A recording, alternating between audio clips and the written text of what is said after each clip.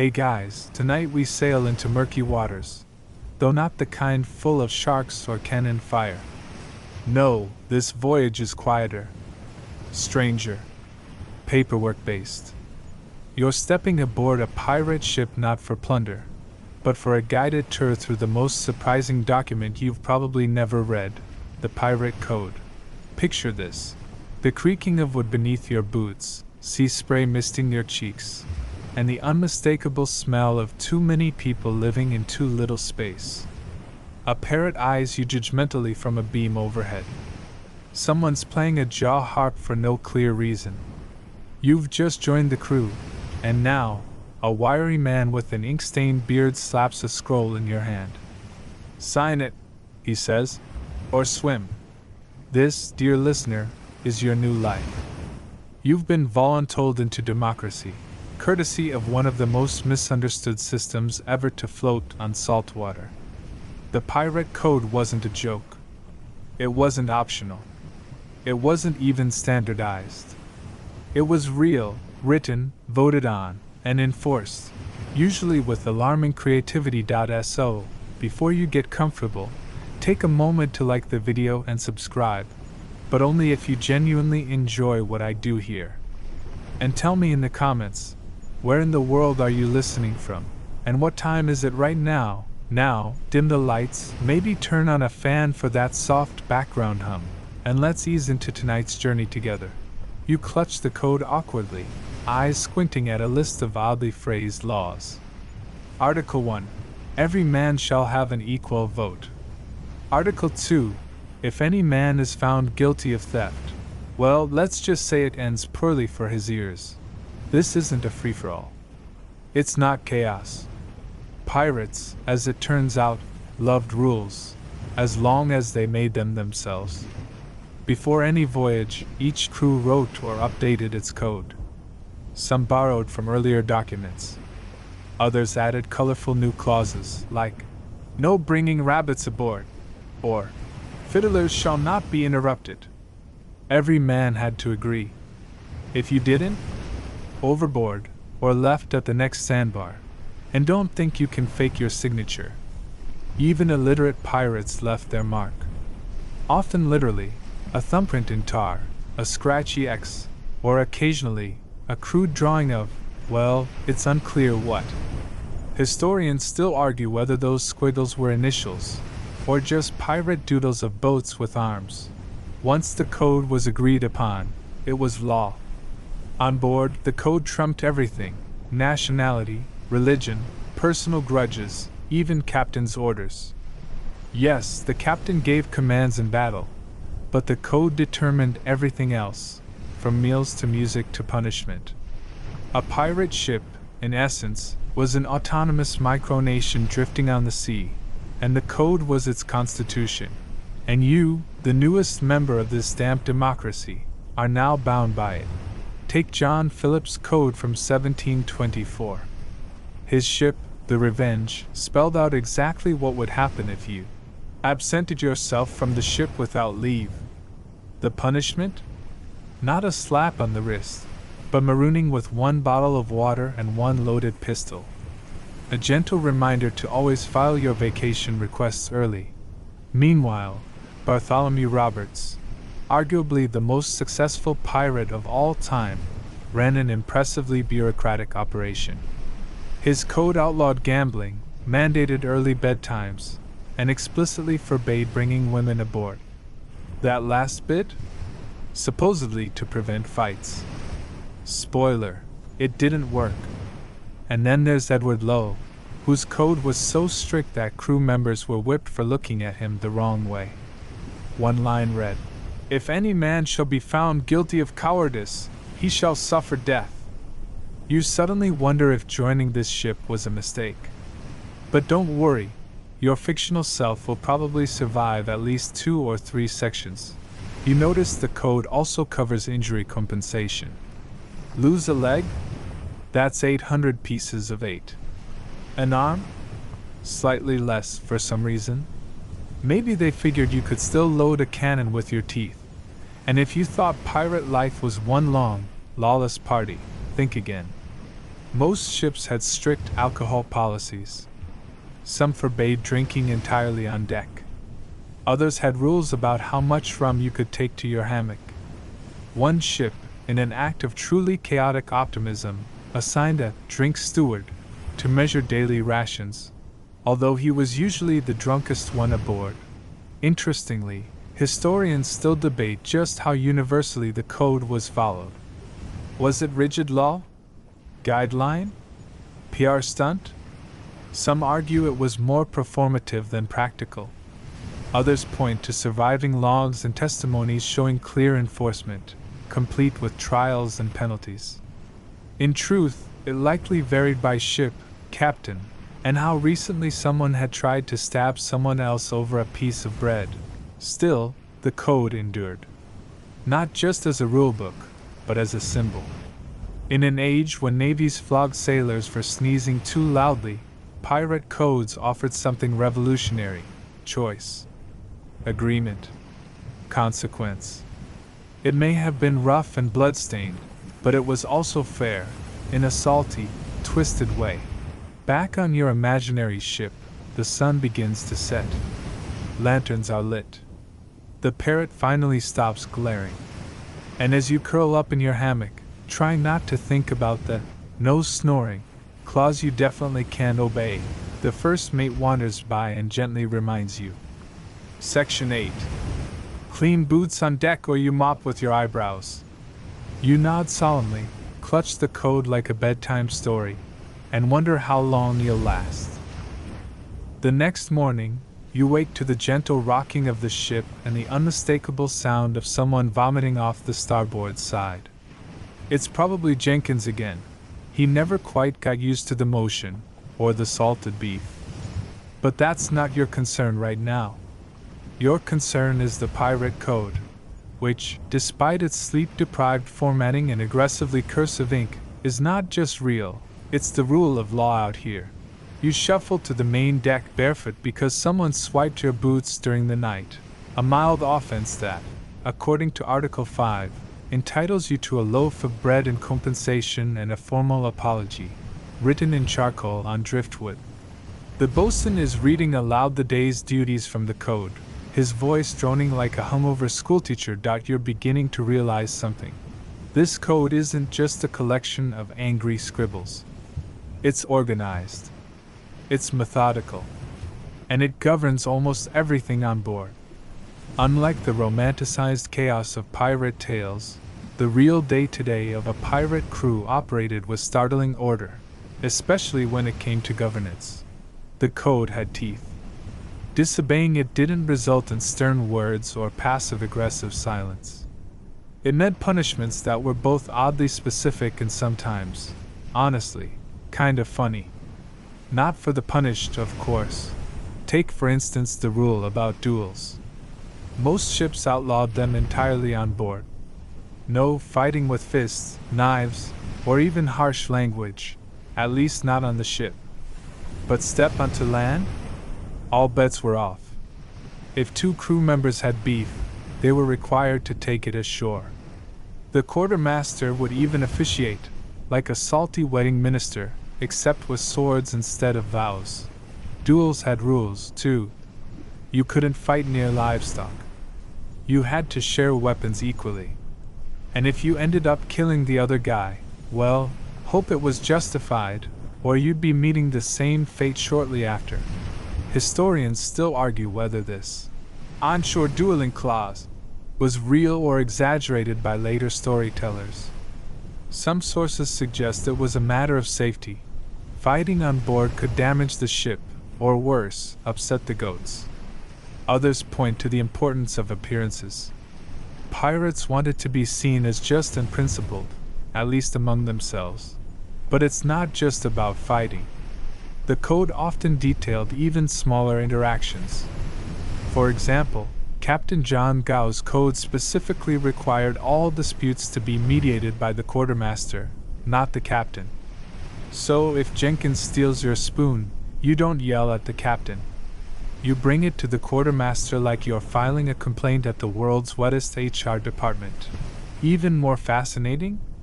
These codes weren't handed down by some distant king. They were voted on by the crew. Every man had a say. If a new rule was proposed, it had to pass a majority vote. If you didn't like it, you could argue your case. Just be prepared to do so while standing on a barrel and being heckled by 3 guys named Redbeard. And that brings us to a delightful contradiction. Pirates were both rebels and bureaucrats. They rejected monarchy and royal law, but they created their own robust systems. It's a bit like quitting your job because your boss was too strict, only to create an even stricter rulebook at your startup, which just happens to float and occasionally hijack other startups. Some codes even regulated leisure time. One notable ship made it illegal to play dice games for money. Another allowed card games only on Sundays, and only with homemade cards that had to be approved by the crew. Try enforcing that today at your local poker night. The reasoning behind such rules wasn't always moral, it was practical. Gambling caused fights. Fights broke bones. Broken bones reduced labor efficiency. And inefficient labor meant slower getaways when the Royal Navy showed up. In short, don't bet your food rations, Jenkins. We need your arms working the sails. Let's not forget musical disputes. Yep, even the fiddler had rules. He was required to play at least twice a day, and during mealtimes, but only if the weather allowed and his strings weren't soaked. If he refused, he could be fined a day's ration or forced to sing sea shanty solo while everyone else pretended not to listen. Then there's one of the most fascinating parts of the code, the clause about shipboard justice. If a serious crime occurred, say, murder or mutiny, a trial was held. Crew members would testify. The quartermaster would moderate. The captain, surprisingly, didn't always get the final say. It was like jury duty, but everyone's shirt smelled like saltfish. One surviving account from a French privateer's ship tells of a sailor tried for breaking into the rum store. He defended himself by claiming he was sleepwalking. The crew found him guilty but appreciated the creativity, so they docked his pay for a month and made him swab the deck every day while singing, "What shall we do with a drunken sailor?" He never sleepwalked again. Historians continue to debate whether such pirate courts were consistent or improvised. Were they legitimate judicial systems or elaborate theater? Some suggest they were modeled after naval courts-martial, while others argue they resembled more of a community council. The truth is likely a blend, both earnest and absurd, much like the pirates themselves. Back on your imaginary ship, the wind picks up. A squabble breaks out over hammock space, but instead of fists, the 2 pirates flip a coin, per the code. You sigh, weirdly impressed. It's all a bit civilized, in a rum-scented way. As the sun lowers and you settle into your post on lookout duty, the quartermaster climbs the rigging beside you. He hands you a worn copy of the code, this one waterproofed with beeswax. "Just in case you forget the rules," he says with a wink. You nod, gripping it tighter. Not because you think you'll forget, but because now you know, this isn't just some relic. It's your lifeline. Evening sets in, and you're sitting by a lantern, chewing on what may or may not be a piece of dried eel. Jenkins swears it's pork. You're not so sure. Across the deck, 2 pirates are loudly comparing the size of their hats, again. It's been a long day of rope hauling, not checking, and surprisingly, legal interpretation. Because today, someone broke the code. A fight broke out just after lunch, between a cook and a gunner, over something deeply important: pickled onions. Apparently, the cook hid the last jar behind a crate, and the gunner discovered it mid-inventory. Voices rose. Someone waved a spoon threateningly.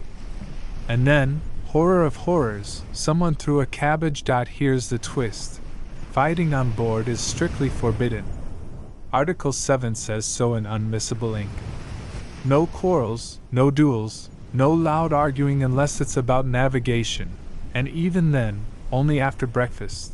The captain, stoic, sunburned, and a little seasick, refused to intervene. It's not his job. That's what the quartermaster is for. The quartermaster, with all the joy of a man who's been asked to mediate another cabbage-related conflict, assembled a makeshift court. Chairs were arranged. The crew gathered in a semicircle. One pirate brought popcorn, which isn't in the code but somehow felt right. The cook pleaded provocation. The gunner claimed theft. And the parrot bizarrely squawked, "Onions are sacred!" 3 times. No one knows who taught it that. This is where things get interesting. You watch as the code is not just cited, it's performed. The crew refers to it like a sacred text. Arguments hinge on phrasing. A heated discussion erupts over whether "no quarrels" includes food-based projectile hurling. Jenkins, now self-declared legal expert, argues that a cabbage is technically not a weapon unless sharpened. The quartermaster sighs and announces a decision. Both parties are guilty of disruptive behavior. The punishment? 1 night in the sail room, an unlit corner below deck that smells like mildew and regret, plus a day's ration of water and no rum. The parrot is given a grape as compensation. This isn't an anomaly. This is how pirates solve disputes. Forget mutinous mobs and chaotic brawls. The Real Code kept chaos in check with rules, procedures, and yes, cabbage court. You start to notice that many pirate codes had similar anti-violence clauses. The logic was practical. Ships were confined spaces. One angry outburst could turn into a full-blown mutiny. The code kept tempers from boiling over by setting firm boundaries and providing a place to let off steam later. On-shore duels, for instance, were often scheduled with all the ceremony of a business meeting. You'd find a flat stretch of beach, someone would mark the boundaries, and if you survived, you'd get dinner. Some ships even had designated dueling days, which historians still argue were genuine policy or just a running joke that got out of hand. One crew reportedly held theirs on the last Friday of the month, after payday, with the medic on standby and a fiddler for mood. Interestingly, there's record of certain captains outlawing fighting entirely, even on shore. Captain Thomas Tew's code was said to enforce total harmony, though whether this worked long-term is debatable. Given that Tew himself was eventually disemboweled during battle, one might argue that harmony had its limits. What's remarkable is how seriously pirates took these rules. The code wasn't just read, it was memorized, argued over, quoted mid-conversation. Some ships had it nailed to the mast. Others kept copies in waterproof boxes alongside maps and rum rations.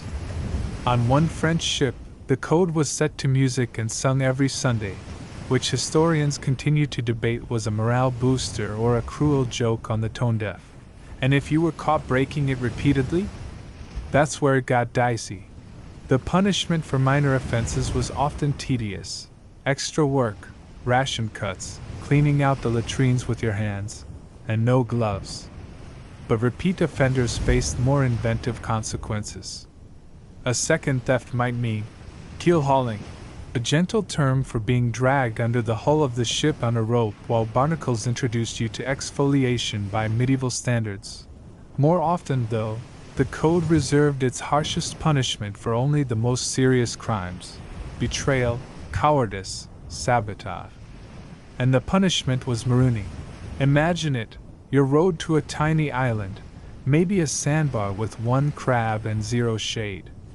You're left with a pistol, a flask of water, and whatever emotional baggage you packed. You could technically survive. Technically. But not really. Marooning was meant to send a message.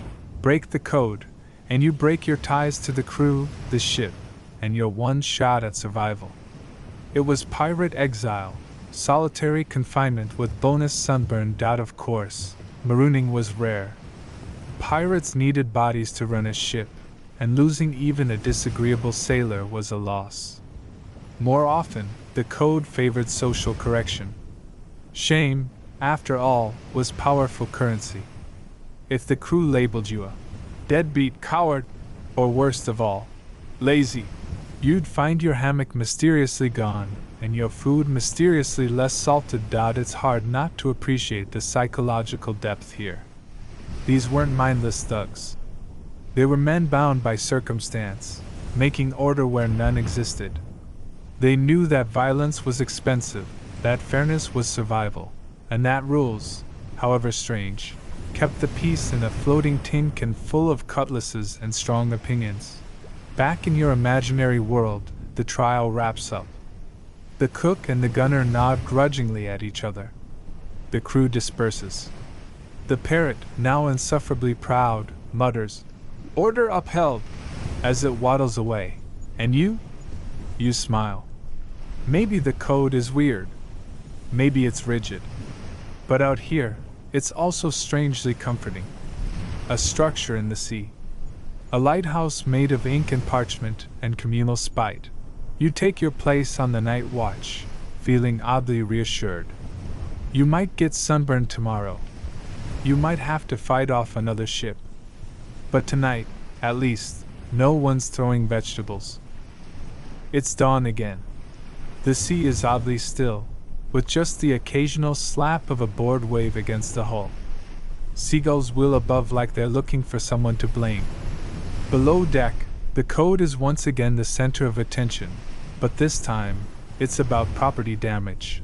Specifically, someone dropped their pistol. Now, in most modern workplaces, this would be embarrassing, maybe a little dangerous. But on a pirate ship, dropping your weapon is a breach of trust, safety, and, depending on the code, personal honor. Article 9 on your ship reads, "No man shall suffer his arms to rust, nor his pistol to fall, lest he pay one full share for replacement, and a second for being an idiot." Harsh but fair. You follow the clatter down to the galley, where an anxious-looking pirate named Moss stands beside his pistol, which has slid across the floor and lodged itself under a barrel of pickled turnips. He's sweating. And not from the heat. Everyone's watching. The quartermaster makes a show of inspecting the pistol, then sighs and pulls out the code. Again. "Article 9, he says. "Damage to arms shall be compensated at full value." Moss nods and begins calculating. Poorly. Pirate life may seem like an endless string of looting and shouting, but the code took gear very seriously. Weapons were your tools, your lifeline, your investment. And losing or damaging them wasn't just careless, it could endanger the whole crew. If your musket misfires during a boarding, that's not just your problem. It's Jenkins too. And Jenkins already has trust issues. Many codes included detailed breakdowns of fines for lost or damaged items. A rusted sword might cost you a week's wages. A broken flintlock could result in a public apology and 3 days of deck swabbing. And if you left your dagger somewhere truly stupid, like the latrine, it might be confiscated and displayed as a warning. With a note, "This is why we can't have nice things." One particularly meticulous code from the Rising Sun dictated that all firearms be inspected weekly and kept in oiled condition, free of sea salt and swine grease. Historians still debate why swine grease was an issue. Possibly a prank gone too far. Possibly just Tuesday. Now let's talk about boots. Yes, boots. You wouldn't think footwear would warrant codification, but pirates had rules about those, too. Specifically, if you damaged or stole another man's boots, you were expected to replace them, plus interest. Article 14 on one ship states, "No man shall covet the leathers of another. Violators shall provide 2 shares worth of coin or be made to go barefoot till next port." Elegant, in a smelly sort of way. This wasn't just vanity. Good boots were vital. Protection from splinters, heat, cold, and occasionally rogue crabs. On long voyages, the difference between blistered feet and workable toes could mean life or death. or, more realistically, work or hobbling around while Jenkins mocks you for limping. Still, the most valuable possession wasn't clothing or cutlery. It was your share in the loot.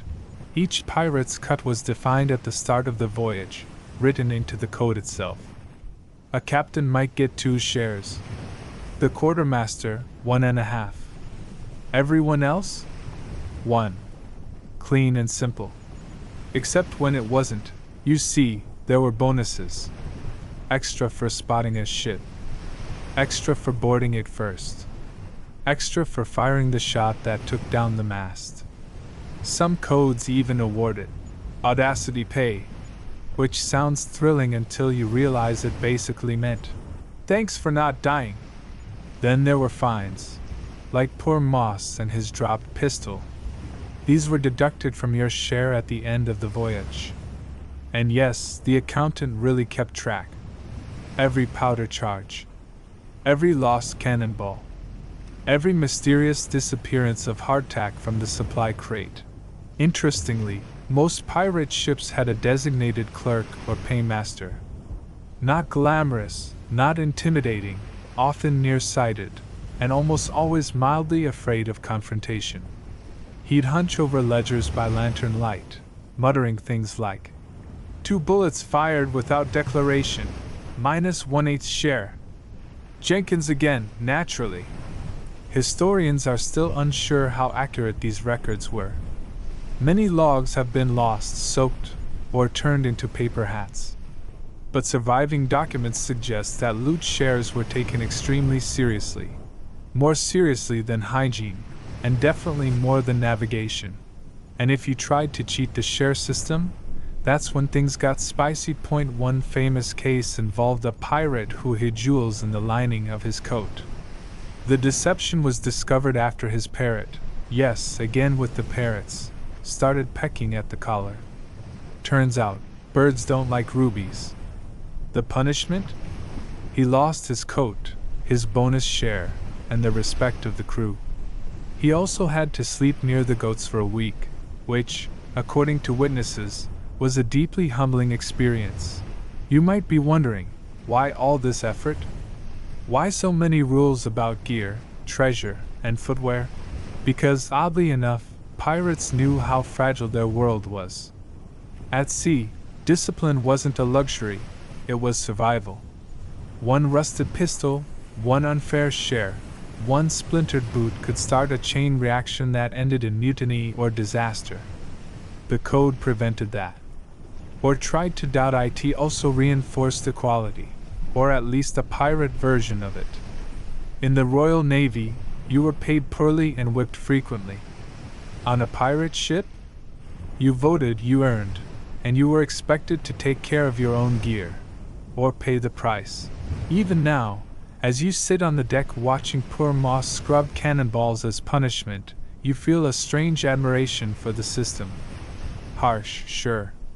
Sometimes ridiculous. But fairer than most courts on land. You glance at your own pistol, oiled and polished. Your boots? Still missing. But you've learned your lesson. From now on, you're locking them to your hammock. As the sun sets, the quartermaster jots down Moss's deduction in the ship's ledger. 1 full share, he mutters. Then, as a small mercy, he adds, and a turnip. There's a chill in the night air. The kind that seeps through your sleeves and makes the idea of rum seem not just pleasant, but absolutely necessary. Luckily, tonight's ration is being passed around in tin cups, and the galley smells faintly of burnt sugar and boiled raisins. Unluckily, Jenkins has already spilled his drink down his front and is loudly blaming the wind. You cradle your cup carefully, savoring the warmth. But not too much. Because, as the code helpfully reminds you, there are rules about this. Yes, rules about drinking. Contrary to popular belief, pirate ships were not non-stop floating taverns. At least, not the ones that lasted longer than a month. Most pirate codes had very clear, and often oddly worded, policies on alcohol. The logic? Rum caused trouble. and trouble sank ships. Bartholomew Roberts' famous code, for example, explicitly forbade anyone from drinking below deck after dark. Another, belonging to the crew of the Royal Fortune, limited each man's rum intake to 1 dram before labor, 1 at sunset, and none when sky is angry. Historians still debate whether angry sky referred to storms or just a really judgmental cloud formation. So how was drinking actually managed? Well, usually through a combination of honor system and designated rum men, crew members appointed to distribute and monitor alcohol rations. Think of them as the world's least trustworthy bartenders, except with pistols and very poor measuring standards. If they liked you, you got a little extra. If not, your cup might mysteriously taste like seawater. But some ships had stricter systems. Rations were pre-measured. Names were checked off. And anyone caught stealing an extra drink might lose their share for a week, or worse, be forced to drink water from the cabbage barrel. Even Jenkins wouldn't risk that. Now, here's where it gets fascinating. Not all pirates were heavy drinkers. Some captains, including the aforementioned Roberts, were known for their sobriety. He preferred tea. Yes, actual leaf-steeped, lightly bitter tea. He was also fond of dressing in crimson silk and playing the fiddle, so you can imagine what his Friday nights looked like.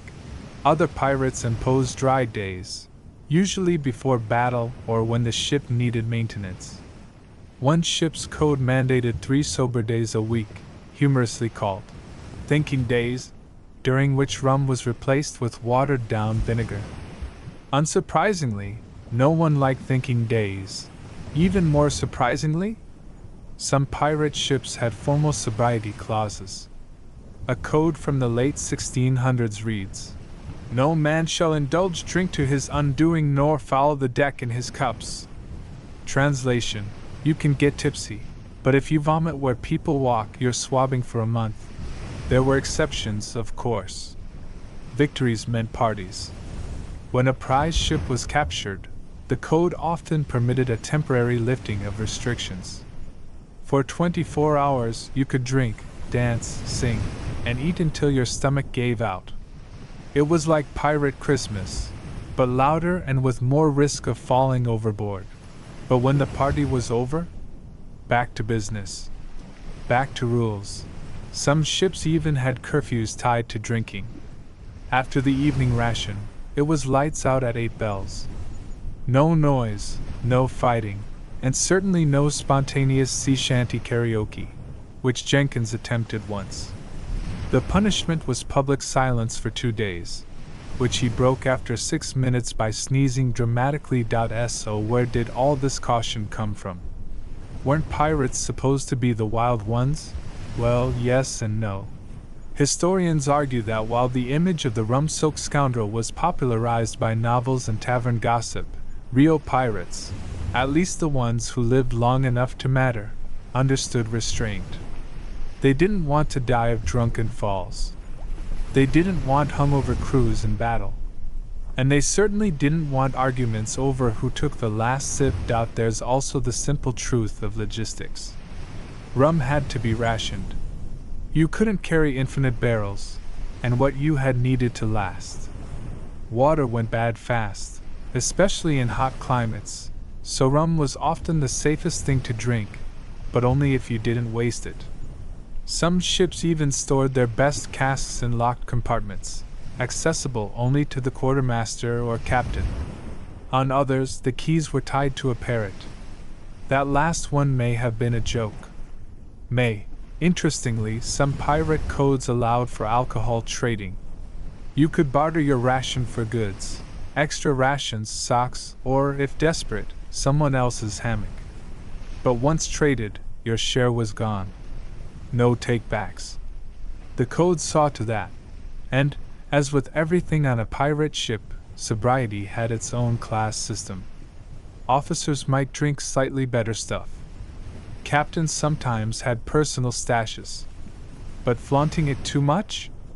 That could lead to a very democratic mutiny. Your imaginary ship enforces a relatively fair policy. 2 drams a day, no drunkenness at the helm, and absolutely no singing. The mermaid's toe.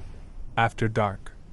Jenkins, of course, is already humming the chorus under his breath. As the stars come out and the crew begins to doze, the ship grows quiet. Your tin cup is empty, the rum warm in your chest. You feel oddly civilized. Sure, you're a pirate. Sure, your job involves occasional cannon fire and rope burns. But there's a comfort in knowing that even here, among the loud and lawless, you're governed by a gentle tyranny of reason. You smile, remembering how earlier today someone proposed a new rule. No more beans before bed. It passed unanimously. The pirate code may not always make sense, but at least it tries.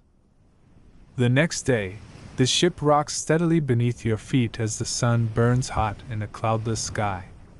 The kind of heat that makes the planks underfoot feel like frying pans and everyone just a little more irritable than usual. Jenkins has tied a rag around his head like a makeshift parasol. You don't ask questions anymore. Instead, you find yourself standing beside the quartermaster, staring down at the ledger.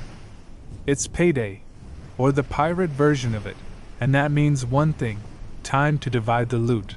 Now, if you've ever imagined pirates as greedy rogues who fought over gold like children with Halloween candy, you'd be about half right. The other half? Surprisingly well organized. The code, faithful as ever, details exactly how loot is to be distributed, down to the coin. Before any voyage, every man aboard agrees to their share. 1 share for the average sailor. 1.5 shares for the quartermaster. 2 for the captain. And bonuses for specialists, carpenters, gunners, surgeons, musicians. Yes, even the fiddler gets a cut. And it's all in writing. Today's haul is modest.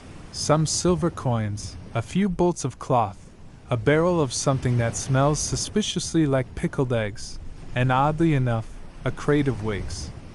Jenkins already has 3 on. As you help sort the goods, it becomes clear just how serious this process is. No shouting. No grabbing. The quartermaster reads the code aloud. Then the loot is laid out, inventoried, and divided with all the ceremony of a royal audit, except, of course, with more shirtlessness. Historically, this wasn't rare. Pirate crews ran what amounted to floating labor unions. Everyone knew the risks. Everyone expected a fair cut. And if they didn't get one, that was grounds for mutiny. Some ships even had clauses about plunder honesty. If you tried to hide a ring or smuggle a coin in your sock and got caught, you could lose your whole share. Or your sock. Or if the crew was feeling particularly theatrical, be made to wear a sign reading, "I cheated the crew," for a week. On your back. In Chalk Point, one pirate captain, William Fly, was so committed to fairness that he personally oversaw every payout, even if it took all day. He's quoted as saying, "A man works for his share, not his promise." This from someone with a beard braided into 3 competing directions. But not all shares were created equal. Some codes included strange bonus systems. Sight the enemy first? Extra 1/8 share. Board the enemy ship first? Half share. Fall overboard and get rescued? Minus half a share for inconvenience. There's a story about a pirate who earned a double share for bravery. He climbed the enemy's mast during battle and yanked down their flag using only his teeth. Historians still debate whether this is fact or embellished sailor's tale. Either way, it got him a full bottle of rum and a standing ovation. Then there's the matter of injuries. This is where the pirate code becomes oddly tender. Almost every surviving code includes compensation for wounds. Lose an arm? 400 pieces of 8. A leg? 800. An eye? 200. A finger? Depends which one. You, right now, might be wondering, How did they even measure these payments? They had a table. An actual, agreed upon injury compensation table. Imagine a laminated chart posted near the rum barrel. Today's value for body parts, adjusted for sea conditions. Some ships even offered future care. If you were maimed in service, the crew agreed to support you with food and shelter. It wasn't charity, it was contract.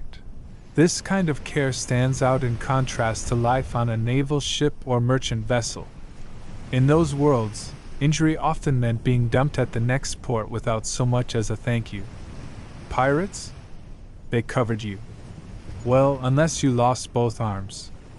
Then someone else had to spoon-feed you your gruel. Back in the real timeline, scholars have long pointed out that pirate disability pay was one of the earliest examples of formalized workers' compensation. It predates many land-based systems by centuries. Some have argued it was the closest thing to socialized healthcare the 18th century oceans had. Of course, this didn't stop the occasional pirate from trying to fake an injury. One sailor allegedly tried to claim partial hearing loss due to cannon proximity. His crewmates responded by yelling in his good ear until he confessed. But in most cases, the system worked. It built loyalty. A crew that knew it would be taken care of fought harder, rowed longer, and, importantly, stuck together. Even the less glamorous tasks were tied to the loot. Cleaning the deck, sewing sails, repairing barrels. If you helped, you might get a labor bonus. One code even includes an addendum. Any man mending hammocks during the storm shall receive half an egg, cooked or otherwise. You're pretty sure Jenkins tried to claim that one yesterday. You're also pretty sure he did not, in fact. Mend a hammock. At last, the loot is divvied. Each man receives his cut, handed out in little bags of cloth, leather, or whatever spare sock wasn't too damp. You take yours and count the silver. Not bad. Enough for a decent drink, a new pair of boots, and maybe a night at port when you finally docked out. There's a strange satisfaction in the process. The transparency, the precision, the lack of surprise duels, and the best part? There's no boss breathing down your neck. No middle manager claiming half your pay for administrative fees. Just a code. Written, voted on, enforced by your peers. Unbreakable. Because everyone agreed to it. As the sun dips low, and the crate of wigs mysteriously disappears below deck, you lean against the railing and glance at your share again. You earned this. Not because someone said so, but because the code did. The next morning begins not with cannon fire or crashing waves, but with a shrill whistle from the crow's nest. Ship on the horizon! Someone yells. Instantly, the deck snaps to attention. Sails rustle. Feet scramble. Even the parrot looks slightly concerned. You, half awake and still chewing on what might be last night's hardtack, try not to panic. Because here's the part of pirate life that the code truly lives for: battle, not chaos. Not mindless violence, but organized, pre-agreed upon procedures for how to conduct yourself in the heat of high seas confrontation. You didn't just wing it out here. You followed protocol. The pirate code, surprisingly detailed, often included rules for battle conduct. Think of it as the office safety manual. Except it covers cannon angles and what to do if your captain gets skewered mid-broadside. Which, you'll be relieved to know, is someone else's job. Today's sighting turns out to be a merchant vessel. She's low in the water, possibly heavy with cargo, and barely armed. You can see a single cannon sticking out like it's having second thoughts. Your captain assembles the crew, not for a rousing speech, but for a vote. That's right. Before most attacks, pirates voted on whether to pursue, how to approach, even how much force to use. The code required consensus, at least a majority.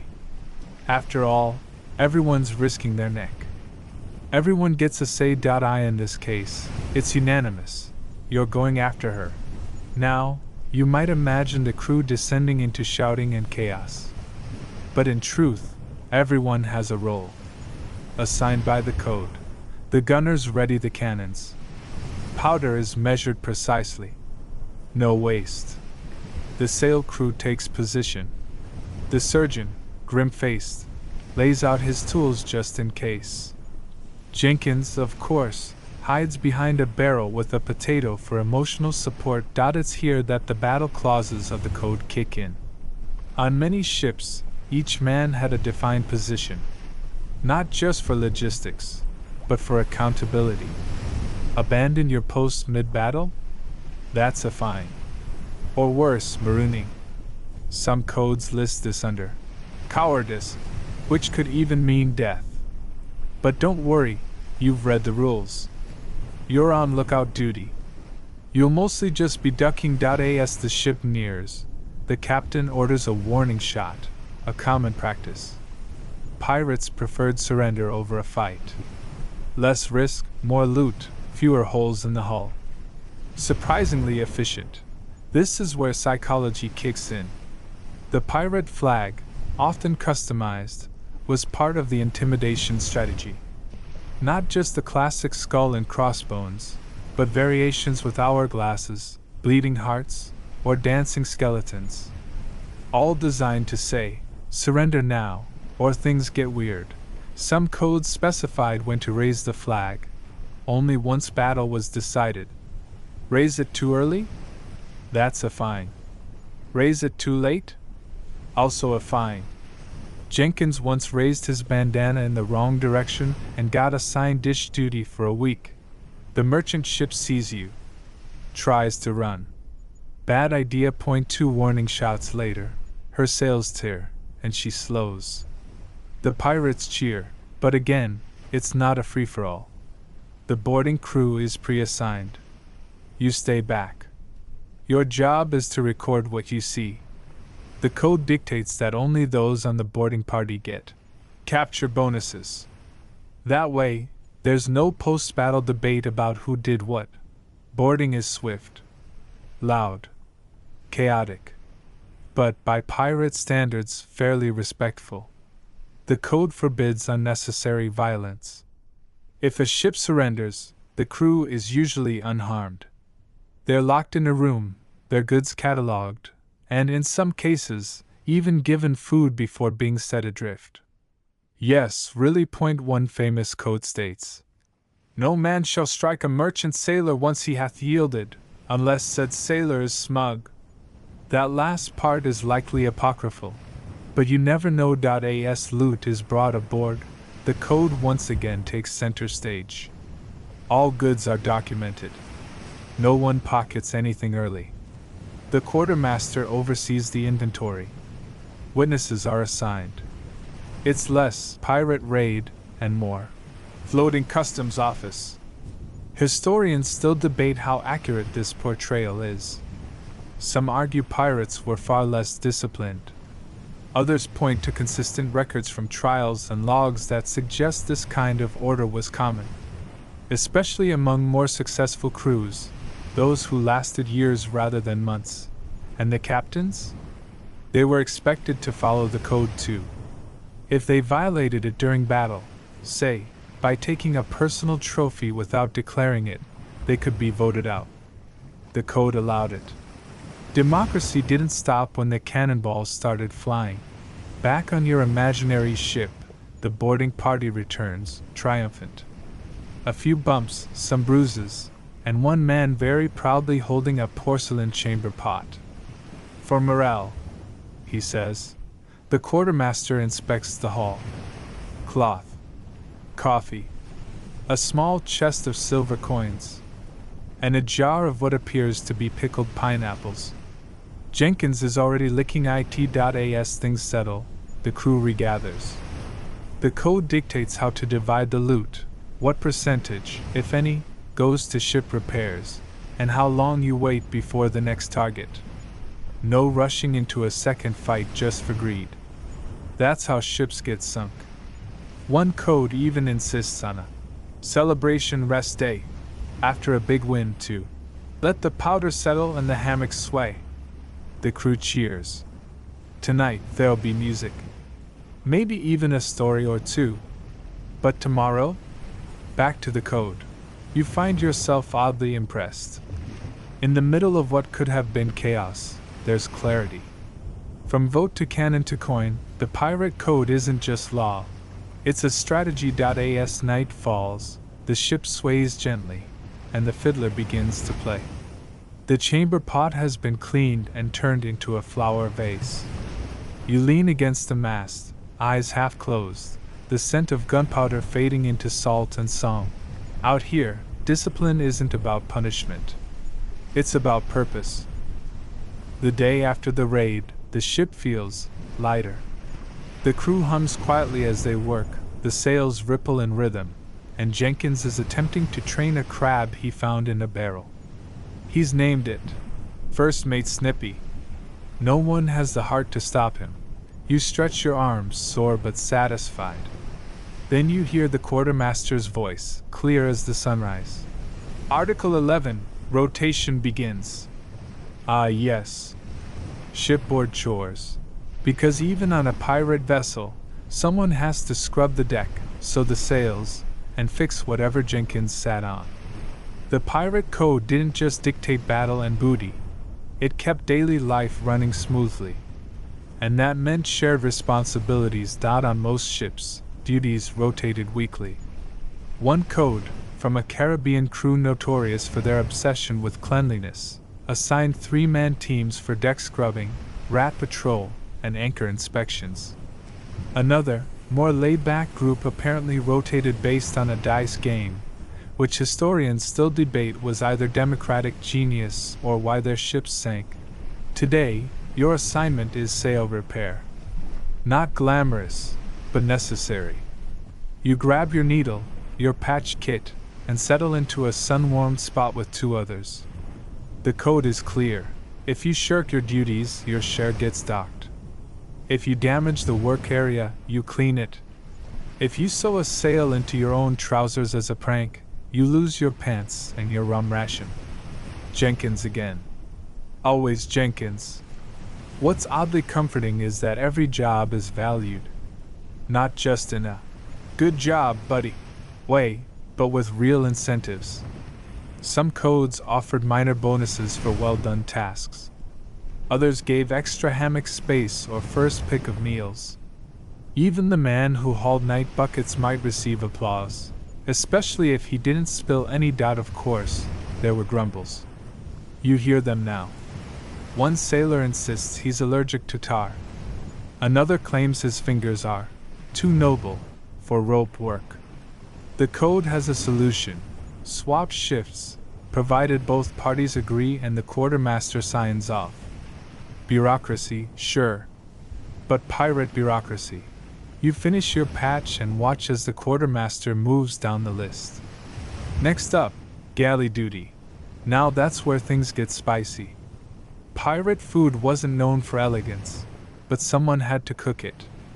And by code, if you burned a meal, or worse, underseasoned it, you could be relieved of your post. Some crews were so particular that they had taste panels after major meals. Legend tells of a cook exiled to goat feeding duty after he mistook pepper for gunpowder. The goats were furious for days.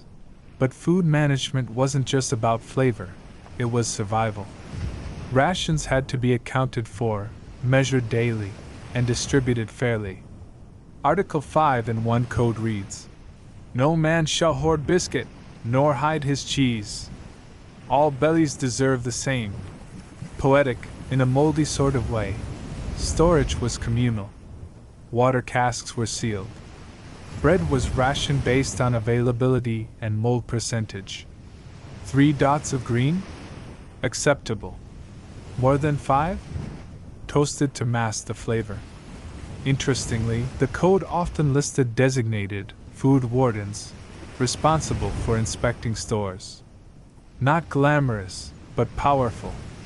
These were the ones who could veto bad barrels, deny extra portions, or, on rare occasions, approved dessert. And yes, that sometimes meant raw sugar cubes passed around like treasure. As you head to the galley for your next task, root vegetable inspection, you remember that even food disputes were handled by the code. If a man was caught stealing an extra ration, he could be docked half a share. If he replaced missing food with rocks or sand, he might be forced to eat with the goats. But the real unsung heroes of the code? The ship's repair crew. These were the carpenters, the patchers, the men with nails in their teeth and hammers in their belts. Without them, the whole vessel would fall apart. Literally. Many codes gave them double rations during storms, extra hammocks for rest, and even the right to refuse certain jobs if they deemed them too risky. One clause reads, "A ship without a plankman is a coffin with sails. Let him rest and drink." It's here, under the midday sun, hammering a loose board, that you really feel the logic of it all. Pirates didn't follow rules out of obligation. They followed them because the alternative was floating wreckage. On land, maybe you could get away with laziness. At sea, laziness could drown you. You hear the bell ring, a sound that means it's time for code check. Once a week, the crew gathers to revisit the articles. Not to rewrite them, necessarily, but to remind everyone what they agreed to. You join the group near the mast, where the quartermaster unfurls the parchment. It's dog-eared, stained with rum, and slightly singed. But it's there. He reads aloud. The crew listens. Jenkins claps dramatically after every article. No one asks him to stop. The articles cover the usual: voting, plunder shares, weapon care, duties, injuries, and your favorite: no man shall sing loudly after the third cup of drink. Jenkins grins sheepishly. One sailor suggests an amendment: no more boiled onions for breakfast. The crew erupts into heated debate. A vote is called. The code is revised. The onions are banished. That's the beauty of it. The pirate code wasn't static. It lived. It evolved. It adapted to the crew's needs, moods, and digestive complaints. As the day winds down, you finish your tasks, wash the salt from your hands, and head toward your hammock. The ship creaks softly. The sails above billow like sleepy sighs. And you realize something: this chaos? It's ordered. Every man plays a part. Every rule has a reason. And even though you're far from land, surrounded by vast unknowable sea, you're part of something structured. Something shared. Even Jenkins. Especially Jenkins. Another day dawns, and this one starts not with the usual grumbling over rations, but with an argument over boots. Specifically, whose boots are whose? You're pretty sure yours are the ones with the patched heel and the faint smell of citrus. But Jenkins insists that yours are his, and that yours, currently on his feet, have emotional significance. This, naturally, escalates. It may seem like a silly squabble, but the pirate code takes personal property seriously. Article 8 on your ship is clear. A man's belongings are his own, be they blade or breeches. Theft shall be met with forfeiture and shame. You never want to be caught in shame duty. That's how Jenkins ended up polishing cannonballs in a frilly bonnet. Theft among pirates was one of the quickest ways to get yourself voted off the proverbial island. In a world where trust kept the ship afloat, literally, taking what wasn't yours was a direct breach of the code. It didn't matter if it was gold or socks. Everyone had rights. So now, the boots are laid out on the deck like artifacts in a museum exhibit. The quartermaster listens to both sides with the solemnity of a judge. A witness is brought in, someone who saw the boots last night during the evening song circle. They smelled like oranges. The witness says helpfully. The verdict? Jenkins must return the boots, polish yours, and recite a formal apology in rhyming verse at dinner. Justice is served, in the most politely humiliating way.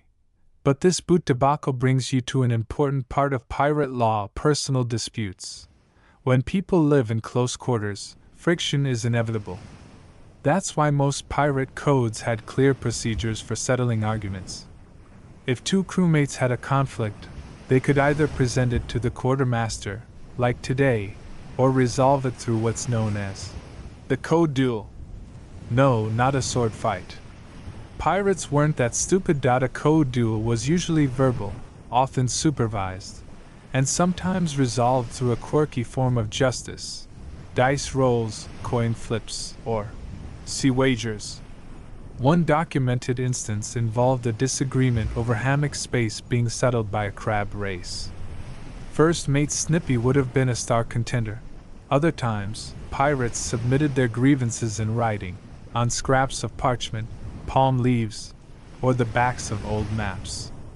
These would be read aloud during settlement hour, a time specifically set aside for resolving crew tensions. It was like group therapy, except everyone smelled like rope. The point wasn't just order, it was fairness. Pirate codes tried to avoid bloodshed among crewmates. They needed each other. They needed cohesion. And stabbing Jenkins over boots didn't help anyone, even if it was briefly tempting. Some crews even had grudge cooldown periods. You weren't allowed to challenge someone to a duel until you'd had 24 hours to think about it. Historians still argue whether this was effective or just gave people time to make more creative insults. But sometimes, conflicts couldn't be avoided. For those, the code laid out duel procedures. Yes, actual duels. Usually pistols. Sometimes swords. Always with rules: point 10 paces. 1 shot each. And a surgeon on standby. If no one was seriously hurt, you shook hands, toasted each other, and went back to work. If someone was injured, the code determined who paid the rum fee to make it better. Some codes banned dueling entirely. Others allowed it only for matters of deep principle, like accusations of cheating or hogging the last of the salt pork. Still others insisted that duels only be fought on land, on the beach, at dawn, while the fiddler played a sad tune. But the majority of shipboard disputes solved with a simple vote. The code was democracy in action, but not the messy, shouty kind. Structured, calm, efficient, most of the time. When that failed, they had Plan B: communal scorn. Few punishments were worse than being the target of 30 eye rolls and a ration of cold beans. Interestingly, some pirate ships had official peacemakers, crewmates chosen for their calm demeanor and ability to diffuse tension. They didn't have authority, but they had influence. Think of them as seabound HR, except with daggers and questionable hygiene. Your ship has one, Old Shanks. Nobody knows his real name. He speaks in riddles, braids his beard with seashells, and once settled an argument by handing both parties a turnip and walking away. Somehow it worked. Today, with the boot issue resolved, Shanks nods in approval and returns to carving something into the mast. Possibly poetry. Possibly a list of everyone who owes him favors. As the sun reaches its zenith, you think about how strange, and strangely effective, this all is. In most societies of the time, especially naval ones, conflict was settled with lashes and locked brig doors. Pirates? They aired grievances, made jokes, cast votes, and occasionally held dance-offs. The code didn't just maintain order. It made the ship livable, and it made room for oddballs. For Jenkins. For you. Back in your hammock, you wiggle your toes in your reclaimed boots, now gleaming with stolen citrus polish. Jenkins sulks nearby, writing his rhyming apology. You catch the first line. I stole the boots, it wasn't bright / I dreamt of shoes and woke in fright. A masterpiece in progress. You smile, close your eyes, and let the creaking timbers rock you to sleep, knowing that even in the middle of a lawless sea, There's a rule book keeping everything together, even the toes. It's after dark when you're woken by a commotion near the stern. You shuffle out of your hammock, bleary-eyed, the moonlight filtering through the sails like spilled milk. A half-circle of crew has gathered near a small wooden crate. Someone found a stash of hidden coins behind the supply barrels. The atmosphere is tense, not because of the treasure itself, but because of what it implies. Someone was hoarding, and that, perhaps more than almost anything else, is a serious breach of the pirate code. The coins clink as they're spilled onto the deck. Not much, maybe a dozen silver pieces and a gold ring, but enough to draw suspicion. The crew begins the slow, awkward process of determining ownership. No one steps forward. No one claims the stash. This isn't just a mystery, it's a test of the code. You see, pirates didn't tolerate dishonesty among their own. Stealing from captured ships? Fine. Encouraged even. But stealing from your crew? That was betrayal. Article 12 on your ship states, "No man shall keep secret treasure from his mates. All shall be counted, all shall be shared." Variations of this rule existed on nearly every pirate vessel across the seas. And breaking it? The punishments varied, but none were pleasant.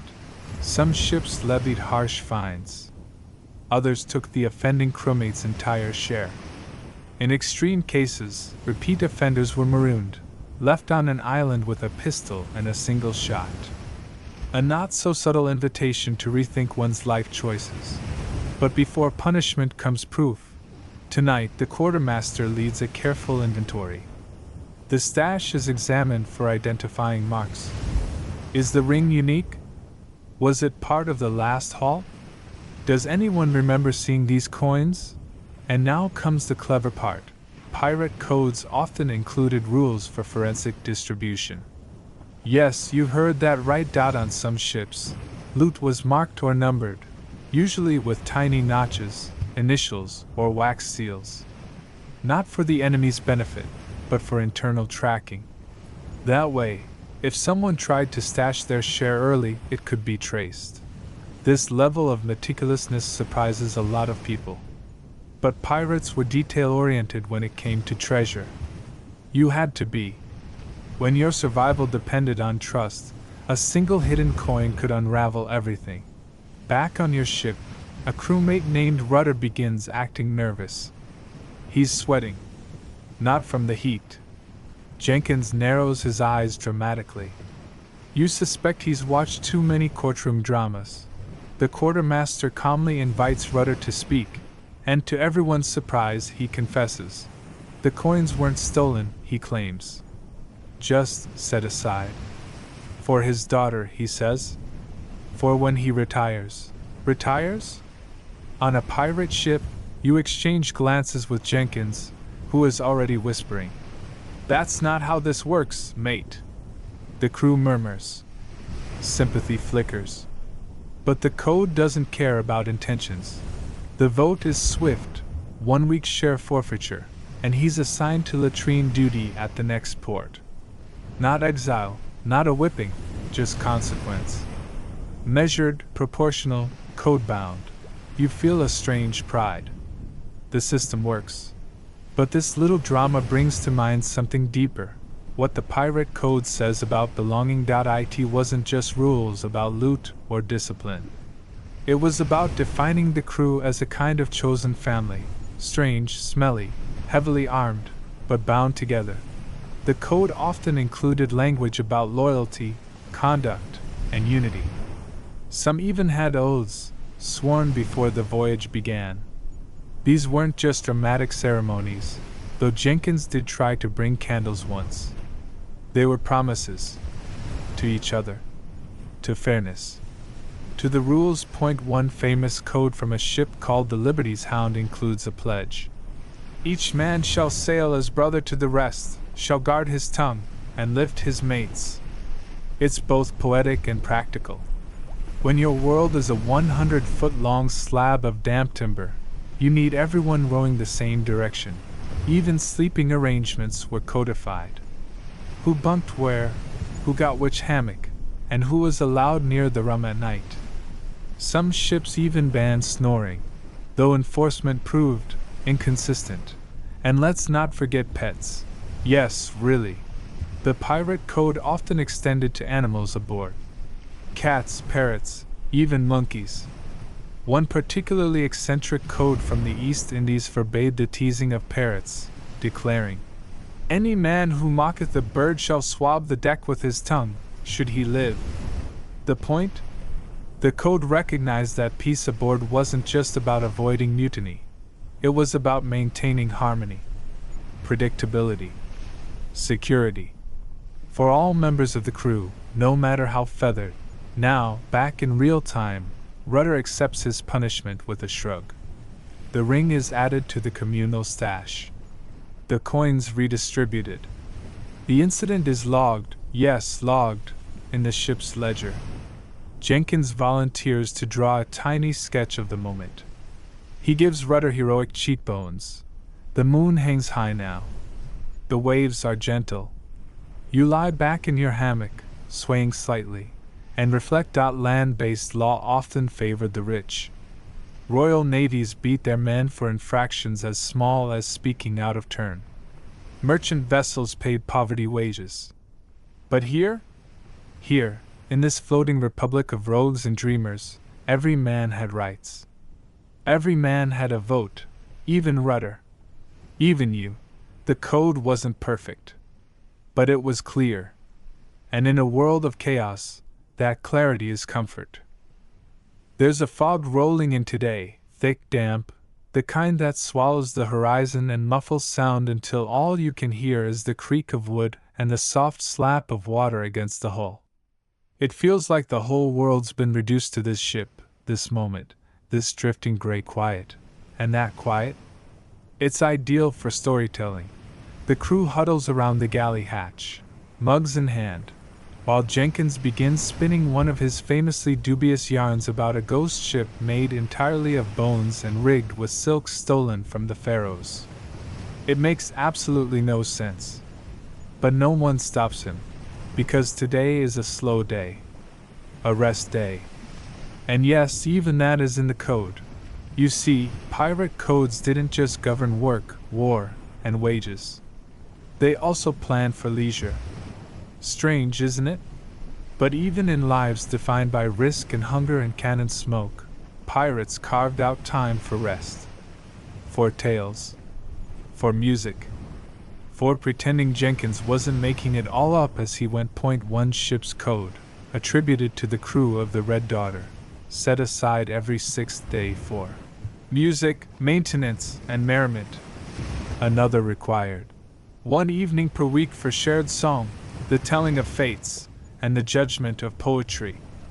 That last part sounds a little intimidating. On your ship, rest days rotate depending on weather and recent battle activity.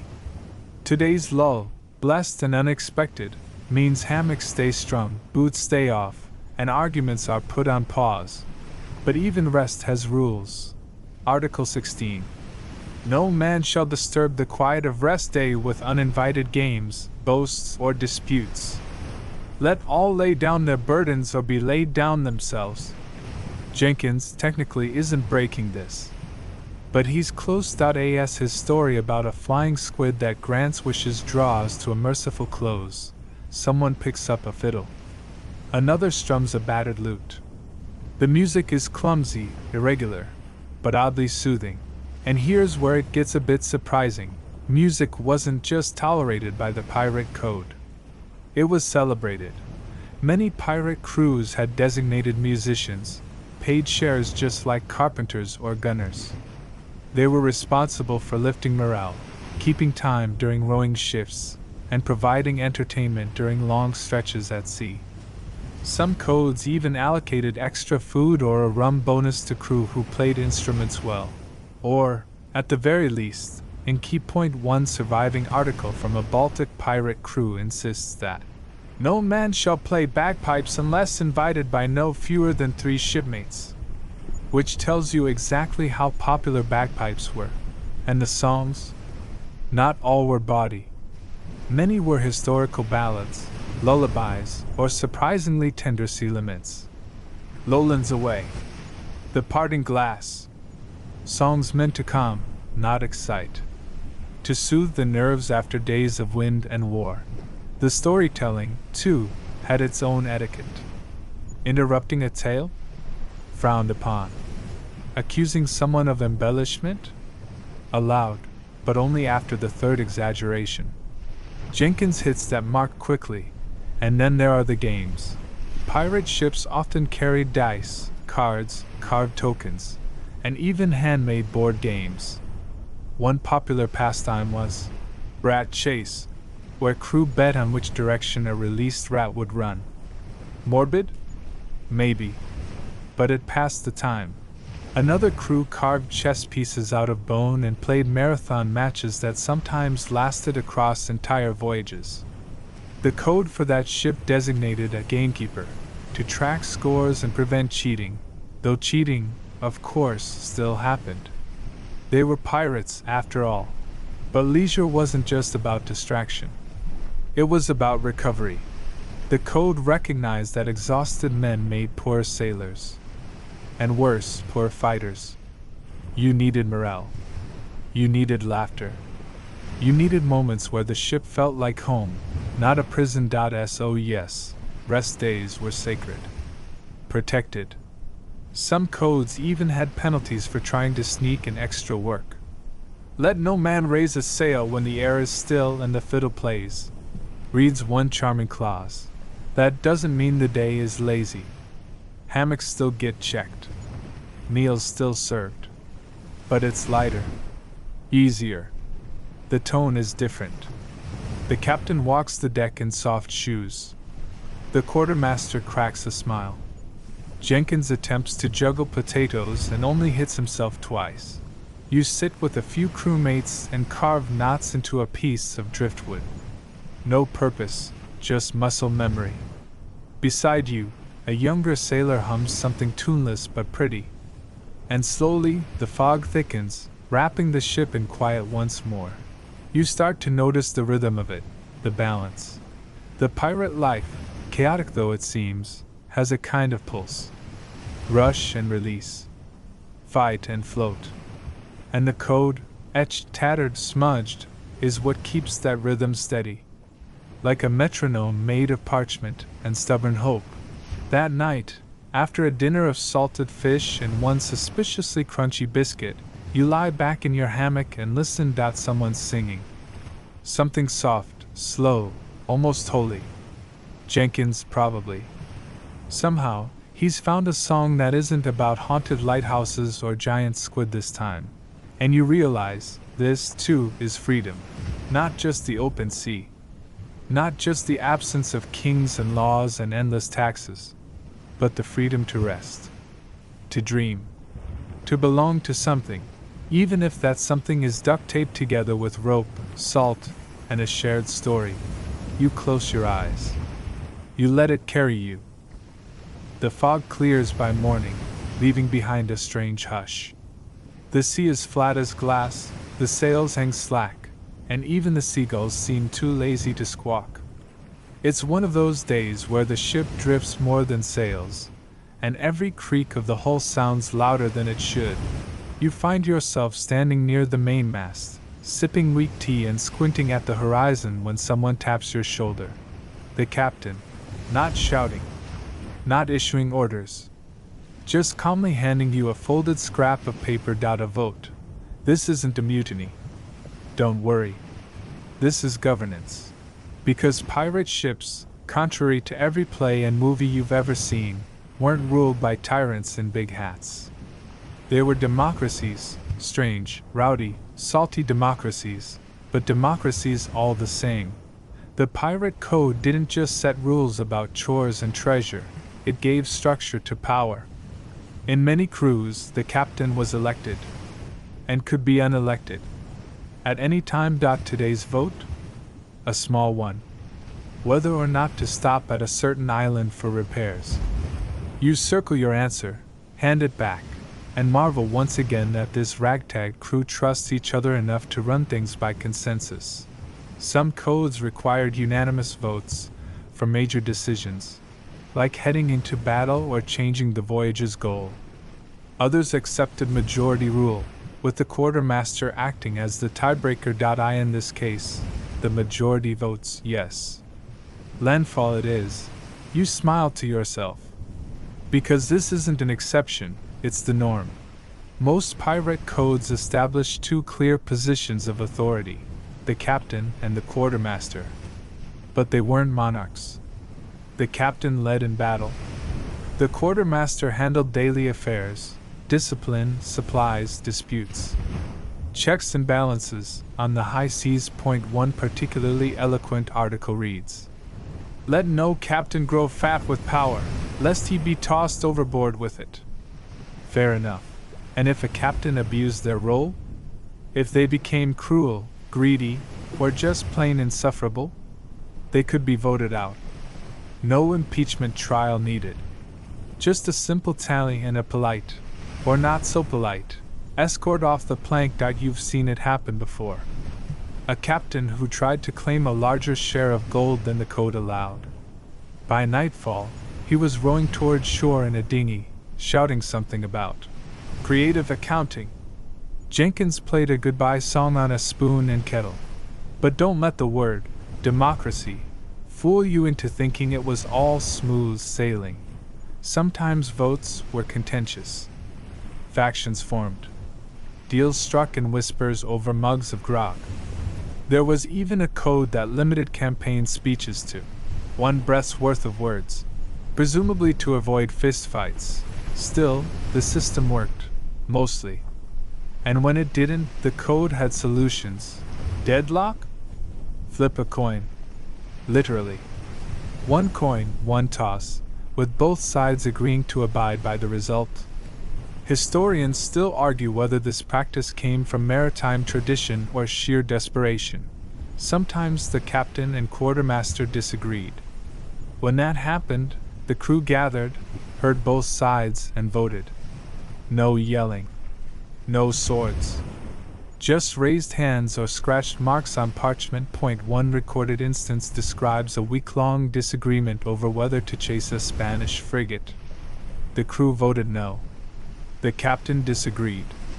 The crew voted again. No.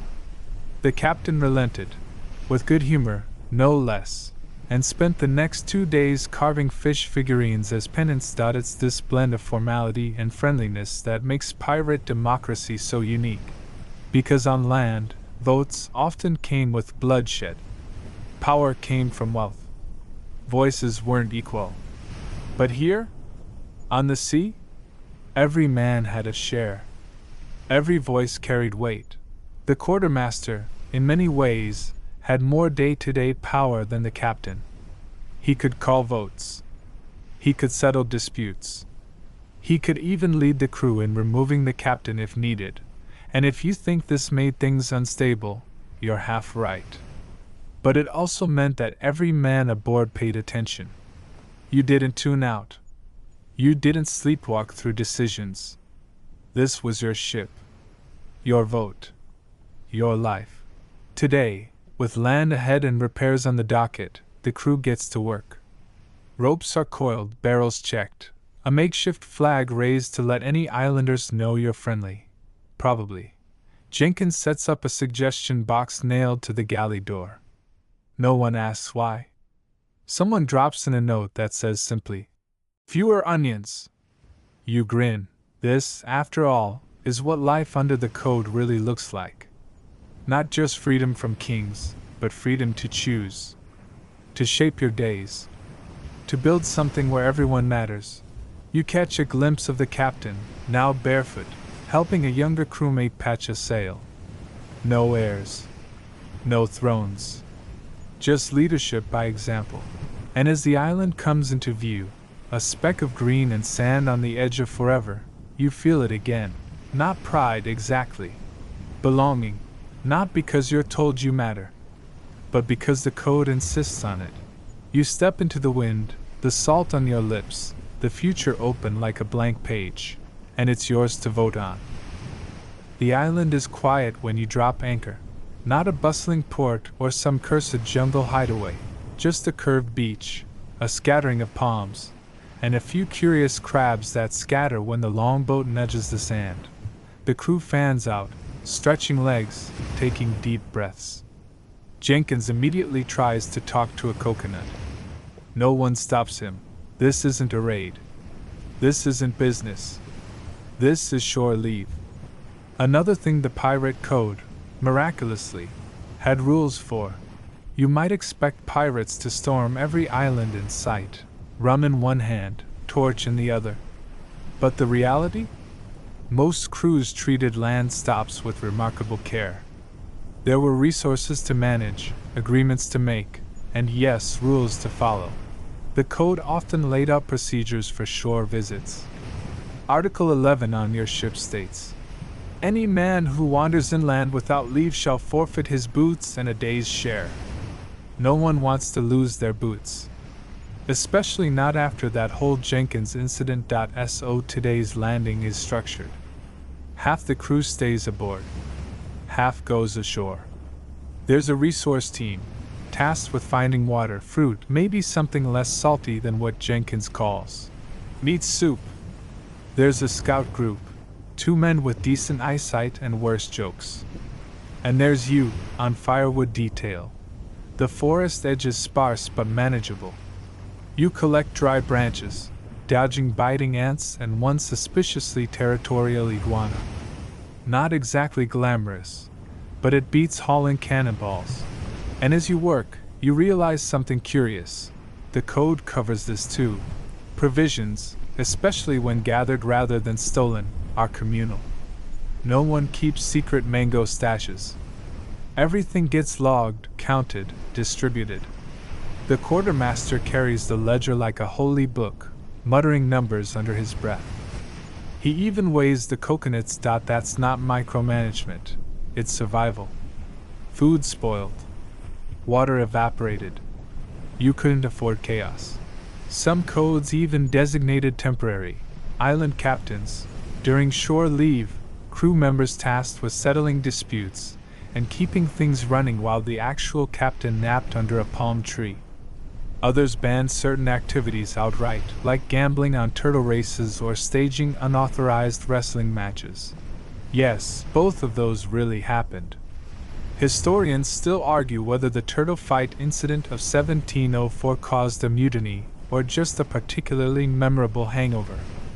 Later, a small trading party approaches a village nestled in the far side of the island. This isn't a colonial port. It's indigenous land, an Arawak settlement, modest and quiet, used to travelers, wary of pirates. And here's where the code really shows its nuance. Despite the myth of endless plundering, many pirate codes forbade harming locals during peaceful encounters. Especially when the locals offered food, water, or trade. Article 14 in a famous Jamaican code reads, "None shall cheat nor coerce the island folk, lest we be cursed or cooked." And those weren't idle words. Some indigenous communities were allies. They provided shelter, news, sometimes even crew. Mutual respect, however fragile, was essential. On your ship, the rule is simple. Trade fair, speak soft, and leave no mess.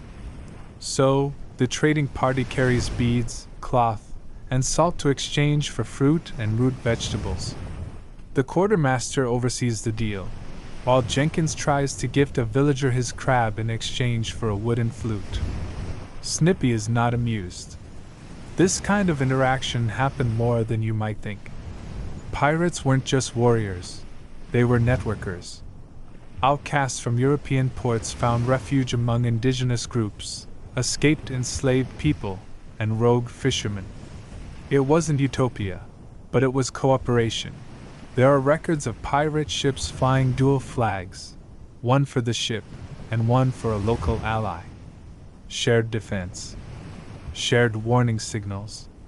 Historians still debate how formal these arrangements were, but the existence of hybrid codes, written in both European and native scripts, suggests more than coincidence.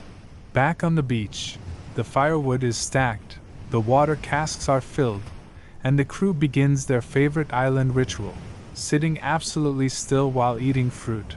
You crack open a mango. It's soft, juicy, sweet with just enough grit to remind you this isn't a resort. It's enough.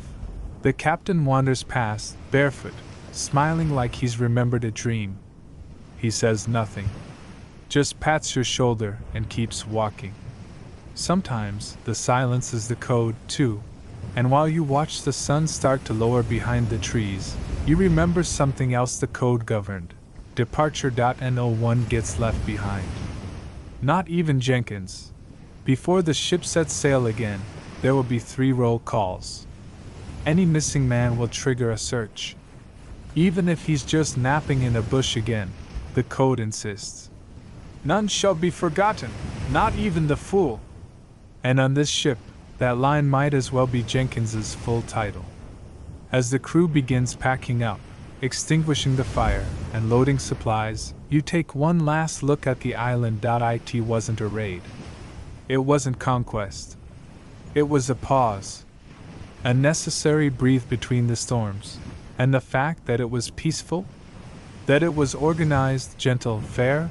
That's not despite the pirate code. That's because of it. Back aboard the ship, the breeze has returned. Sails fill with a low rustle like someone exhaling after a long nap. The deck is busy but calm. Everyone's refreshed from shore, even the goats, who appear to have found inner peace under a palm tree and are now smug about it. You're back to work, coiling ropes, tightening lines, and occasionally dodging Jenkins, who has somehow acquired a wooden flute and is learning it one wrong note at a time. The routine feels familiar now. So does the rhythm of it. The way everyone moves around each other, knows what to do, even when no one's barking orders. It's the code, of course. That invisible map everyone's following, without even looking down.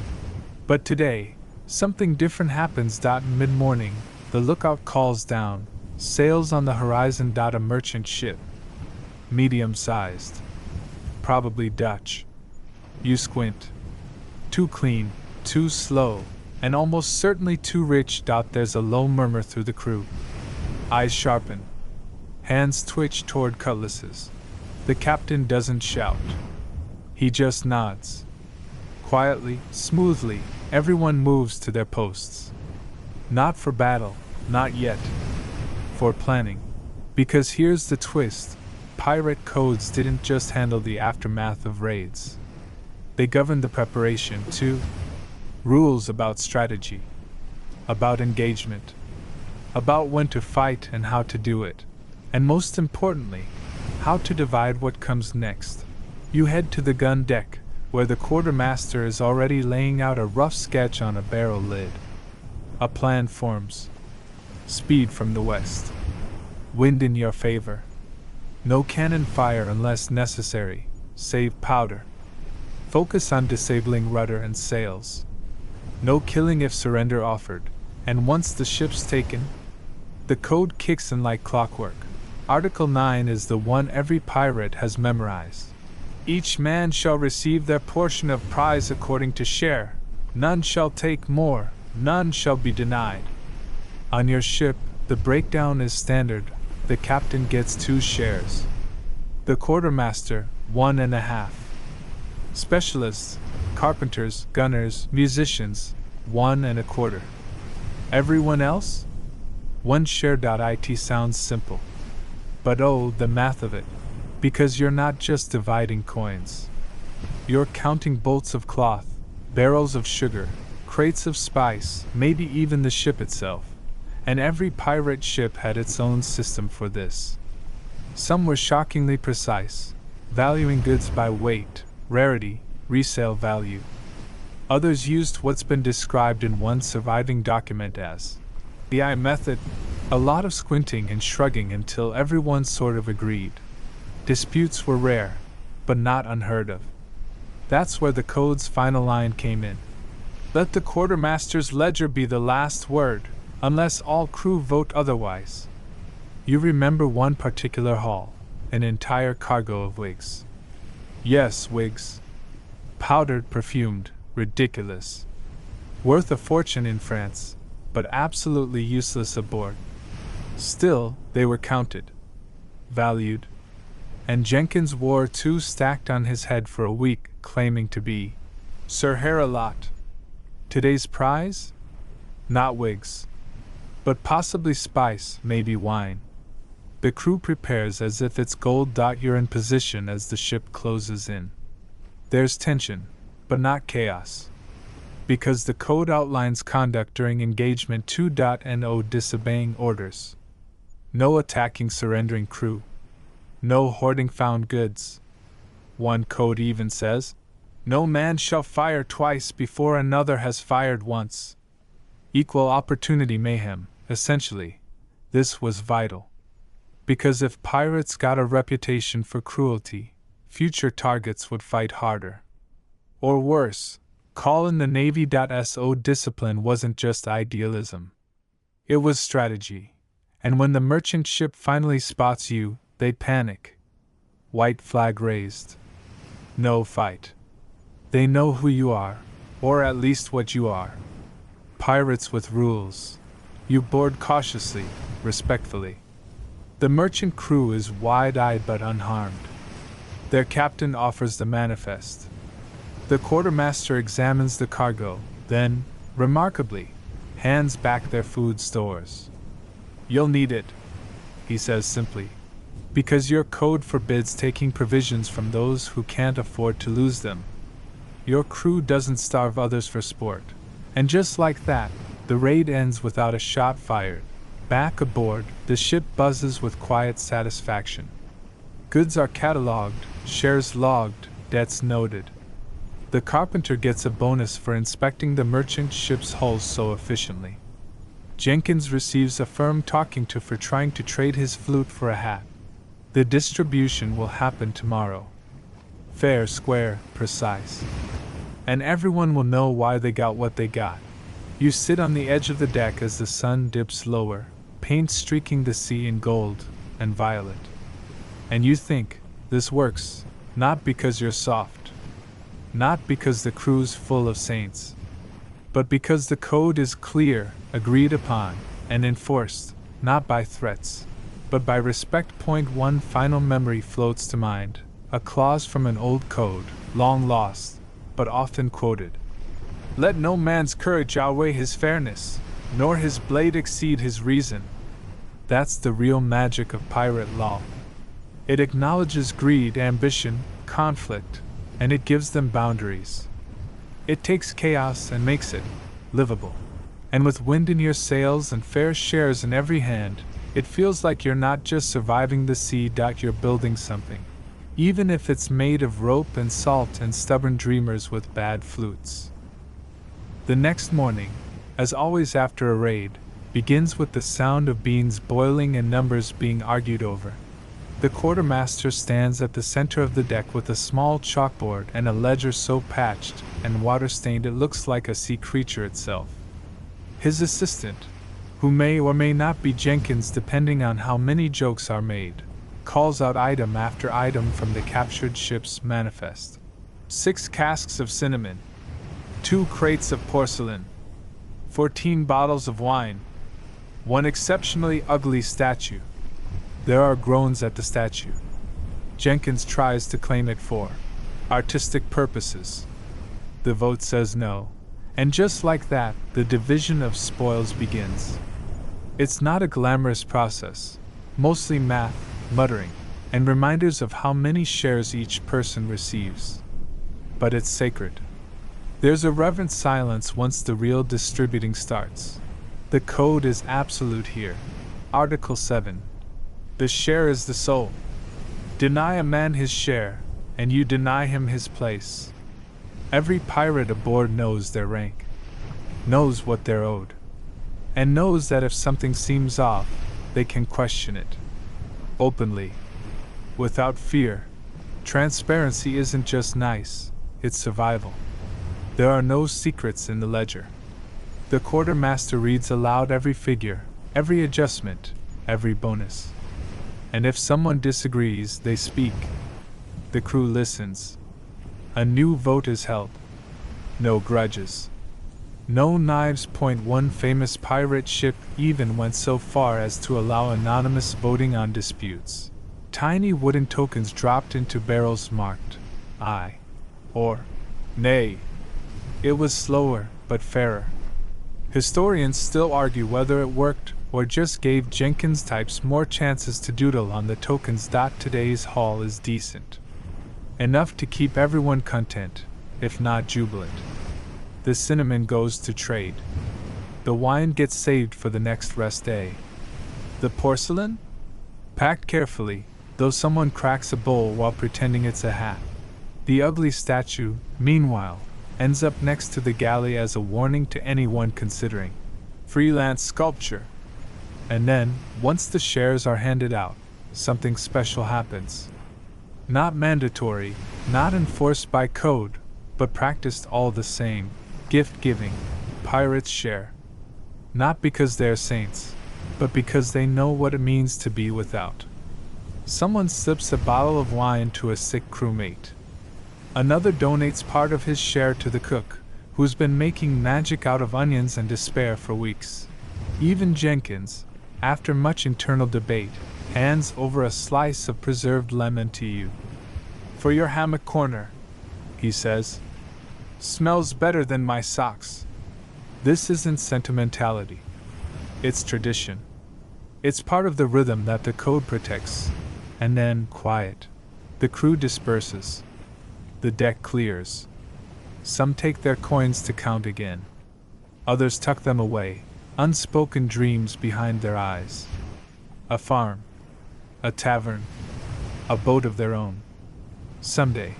You sit beside the mast, the breeze stirring your hair, the ship moving slowly toward nowhere in particular.